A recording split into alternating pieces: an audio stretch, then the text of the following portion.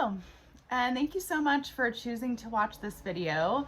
This is going to be part one about Saturn, the planet of lessons, constriction, limitation, the obstacles that we have to overcome in life. This is going to be about Saturn through the houses, and we're going to go on a little bit of a journey. Now, I wrote about this extensively, and you can go to AstroMatrix.com and look up your birth chart. You can look up the article. It'll be linked in the comments below. So without further ado, let's get further into it. So let's just talk about Saturn for a second. So Saturn is the father of time. So arguably without Saturn, we wouldn't have time at all. We wouldn't have, paces that take time and patience, and Saturn really binds us to material reality. It necessitates that we take action here, and it also, I feel like, has to do with the work that we have to do in this life, in this body, to help advance our soul's evolution. So let's talk about Saturn, the father of time, the bringer of constriction, limitation, but ultimately maybe what helps us to be set free in the end. Saturn, when it comes into the first house, is interesting.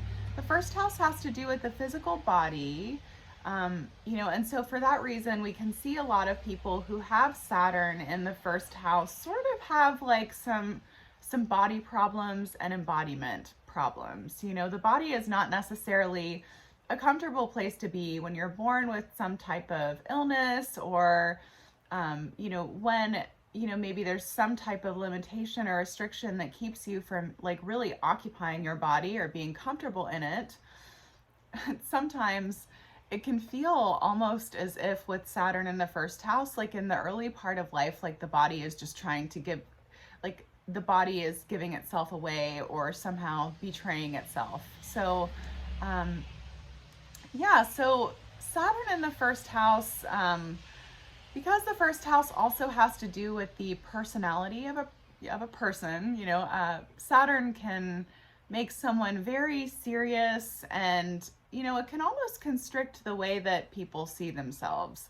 It can clamp down on awareness, and it can cause somebody maybe to be a little bit more superficial or serious in their life, in the sense that they take after worldly pursuits, right? Business, making sure that all of the physical needs are taken care of before they allow themselves to dip their toe into the deeper pool of, psychological growth and development. Though usually around the time of the Saturn returns, that's from 28 to 30, you find this desire in these people with Saturn in the first house to really go deep inside themselves, to figure themselves out. Usually it kind of strikes them as some type of like existential thing, like I need to figure myself out for my own development, or their world, sort of reflects these images of themselves that they're not satisfied with. So, there usually comes a point in time around 27, 28, 29, when people with Saturn in the first house endeavor on self-development and endeavor upon as well healing their physical body and making it a more comfortable place to be. I said earlier how people with Saturn in the first house they can become very serious, right? And, this type of seriousness, I feel like, loosens up as time goes on.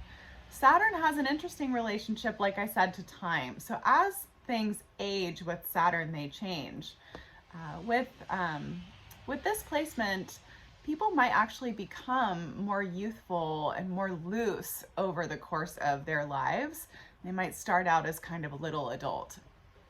So you can check out more about what I wrote on Saturn in the first house by going to the links that are provided for you in the description. And thank you.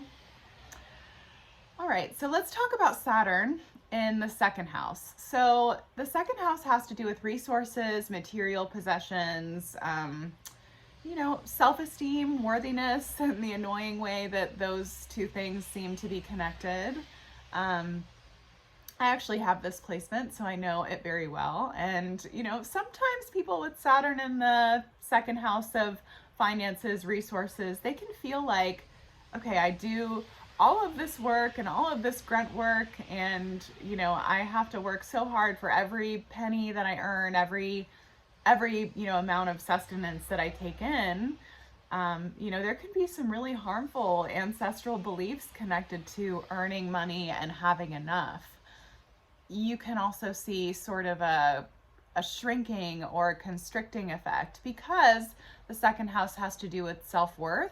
There can be this effect of like the person, the native, shrinks a little bit in the process of, you know, maybe coming up against people who are a little bit more domineering, or, you know, against situations where their worth doesn't feel fully honored. They can definitely have like a shrinking mechanism. You can also see people being very nickel and dimey with their bills and their money. You can see people kind of obsess over the numbers, but you can also see a total renunciation, in my case, of the importance of the things of the material world. We live on Earth, and so with Saturn in the second house, it is important to balance and, you know, to ground and to come back to, but not obsess over what is needed to make a healthy and balanced material life run. So for Saturn in the third house, the third house has to do with communication, has to do with speaking our truth, it has to do with our mind, our early learning style, and like our early education, and how that dictates then the way that we think. It's always really important to look at the sign that Saturn is in. But I generally find that people who have this placement may have had an authoritarian type of educational upbringing, where either within their parents and their families or within school, they had to think a certain way and to express a certain way, which then throughout their lives makes them feel, you know, kind of limited, especially when it comes to maybe having a challenging communication with someone, or presenting research, or, you know, doing whatever they do professionally. There can be a fear of public speaking. There can be, you know, a limitedness in what the person is actually able to say. Sometimes relationships with siblings can really challenge people with Saturn in the third house. And, you know, there can just be like there can be a very like refined, very like astute, austere, cerebral, erudite mind when we have Saturn in the third house. There can be just like a really strong ability to think and put things together and reason, and there can be an expertise actually that comes from this placement. So, you know, I think it's trying to get through the mental blocks and mental limitations to ultimately becoming a beautiful mind, and someone who communicates clearly and effectively, says, you know, doesn't say too much but doesn't say too little, which is often the type of communication style that this Saturn can fall into. It's too little communication. So the other thing that that this Saturn can deal with is a peculiarity and a very strictness regarding their environment, because the third house has to do with environment. So it's like, what kind of conditions do you need to sleep? What kind of conditions do you need to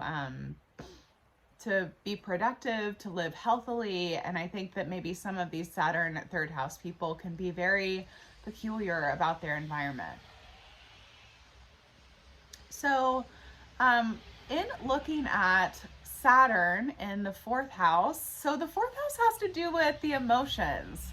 So it's very common to see someone with Saturn in the fourth house be very, you know, they're not really trying to go into their feelings all the way. They can be very held back by that and very hesitant around that. And I find that a lot of my clients who have had this placement of Saturn in the fourth house it's like they were made to be really responsible, meaning, you know, they maybe were raised like little adults and, like discouraged from being their childlike selves in childhood. Or, you can see people who like had to be responsible maybe because their parents were irresponsible. So, you kind of like, go on about your life and you pick up a lot of the emotional labor, you pick up a lot of the responsibility in situations, which can end up with a lot on your shoulders, right? So, unlearning that you have to take responsibility for everything, unlearning that you can't feel your feelings or express joy and youthfulness is good. And oftentimes that takes some parental healing and inner child work for the people that have this placement. Usually having children, if you have this placement, can be a really, really fortifying lesson, and can really help you, I feel like, to repair actually the emotional walls and limitations that you have within yourself. It almost forces you maybe to look at some of the ancestral patterns that have been playing out in your family's lineage and how they stop with you. So if you have Saturn in the 5th house, then, creative energy, love energy, sexual energy all comes from, at some level, the same source and the same place. And this Saturn kind of naturally hampers or constricts and limits the natural outflow and outpouring of creative expression. You see this a lot in child athletes or people who had to be very serious about something, about their craft, whatever it is. So, someone who grew up like playing the violin really well, like a violin prodigy, or, people who had to take their creativity really, really, really seriously, which then determines how they show up creatively in the future. They can put a lot of pressure on themselves. They can like have a challenging time sharing their creations and their work, due to like the implications of criticism. You can have a hard time taking criticism when it comes to your creativity. Just like Saturn in the 4th house, but a little bit differently, Saturn can bring a massive lesson in the form of having kids and of giving birth to things, and that doesn't have to necessarily just be children. It can be creative ideas, businesses, things like that. But Saturn does necessitate growth as far as this is concerned. It necessitates that you let go a little bit of, the outcome of whatever that is. When we have kids, we're reminded right away that we cannot control them, or like that we can't like impose upon the development of another soul, right? And the same is true on some level for a creative project. Once we put it out there, we have to just put it out there and let people either receive it or not, right? And this is something that the Saturn in the 5th house person can have a hard time with. The 5th house is the house of romance and is the house of dating and of sexuality. So sometimes there can be a lot of expectations. You can see people kind of have a hard time getting close to people, or like, they can throw a lot of tests in the direction of a new partner, that kind of thing. You can see Saturn in the 5th house as, maybe something that slows, can make somebody a late bloomer when it comes to dating and sexuality. And then that can kind of come with its own, mental schism, if you will. Saturn being in the 6th house is a very interesting placement, because the 6th house has to do with health, has to do with, daily life patterns, work, that kind of thing. And then it also has to do with like, what we feed ourselves, what we fuel ourselves with on a daily basis. And so Saturn being in the 6th house, usually can come with some early life, like physical health challenges. It's not unlike Saturn in the 1st house in this way. You can find like challenges that are hard to diagnose, or, restrictive sort of like bone disorders, or, it just depends on the sign and the aspects that are being made to it, what the health problem could be. Although, you know, medical astrology is not intended to replace medicine and blah, blah, blah. Have to say that caveat. But I would say that, you know, Saturn in the sixth house people can definitely be very sick from an early age as a potential, and it can be hard to find exactly what works, and it can take a lot of trial and error. But then once you find what works, you're like, oh my gosh, yes, and then you feel like you can advance forward. Saturn in the sixth house people require meaning to, you know, get out of bed every day and go to work. There's a knowing that you have maybe a purpose. You can have a hard time listening to authority, which is, you know, perfectly fine here. But I definitely think that Saturn being in the sixth house can, you know, it can make someone like resistant to certain types of work. It can make somebody resistant to paying their dues. Sometimes you see Saturn in the sixth house people who start out as very entitled in their work career, and then they become humbled. And yeah, generally with regard to health and work, the concept of discipline really shows up to help out. And I think that Saturn in the sixth house is cultivating a better relationship to discipline as it relates to their everyday. I don't think that, you know, some people need to loosen the grip on their discipline. Some people need to clamp down on their discipline. It just depends on what their natural tendencies are and what they're learning in this life. Please stay tuned for part 2 and check out the links in the description below around the Saturn document that I wrote. And yeah, have a great day.